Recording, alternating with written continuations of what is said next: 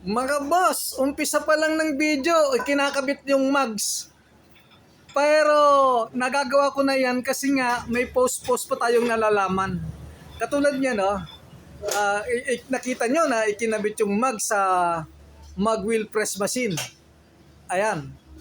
Pagkatapos, tinutukan. Nakita po ninyo, tinutukan siya. So, inihigpitan po yung pagtutok.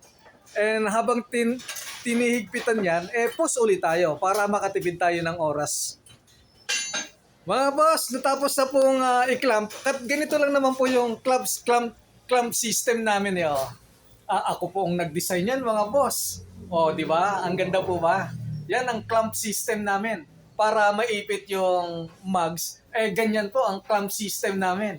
Merong pang style na ganyan po. Ganyan din po sa kabila yan, mga boss. Ayan, ayan Ayan ang clamp system namin, naigpitan na po ni Kuya Mel, expert natin sa pagbuo ng mugs. Ayan po, mga boss. Natutukan na po natin. Kitang-kita po yung tama ng mugs. Ayan po, ayan. Kitang-kita nyo naman yan, Yung itinuturo na yan.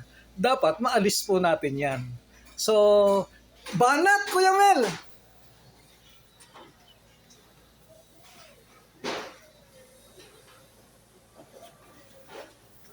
So, linagyan niya ng tutok yan. Pagkatapos, dahil tinutukan yan para pag-press, ipupos ko po muna dahil medyo matagal yung paglagay ng tutok. So, inaapoyan na po, mga boss. Yung lugar na mayroong damage, pinalalambot ko ni Kuya Mel yan para sumunod po siya sa hydraulic jack. So, medyo matagal po din ang pagpapalambot niya. Parang nagpapalambot po ng karni ng baka, post ulit po tayo. Ayan, nakatutok na po yung hydraulic jack, mga boss. Ayan, dahan-dahan po yan. Ayan, itinutulak na po pataas para bumilog na po yung mugs na oblong. Okay.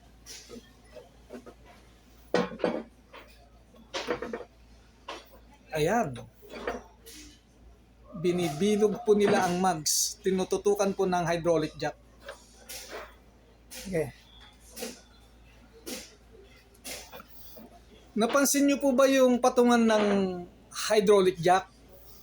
Yung pantutok mismo ng mugs yan, talagang sadyang pinataba po yung pantutok para kayang-kaya niyang pasanin o kayang-kaya niyang buhatin yung hydraulic jack na mabigat. Kasi bumibigat po ang hydraulic jack pag pinantutulak natin sa mugs. So hindi po bumabaluktot yung pantutok natin sa mugs kasi mas mataba pong shafting ang ginamit natin. Tapos nilagyan natin ng mga kanal-kanal para doon po kumalsaw ang hydraulic jack na ginagamit natin. Ayan po, unti-unti po nating binibilog yan, mga boss. Pagkatapos, medyo matagal din po ang pagbilog niyan. Post po ulit dahil meron pang isang step na last step. Yung pong babanatan natin yung side ng mug wheel. Ayan, kung mapapansin nyo, naka-horizontal na po yung hydraulic jack natin. Bali, itinutulak na po yung pisngi ng mugs. Ganyan po, itinutulak na po. Bali, naka-horizontal na po yung hydraulic jack natin. Okay,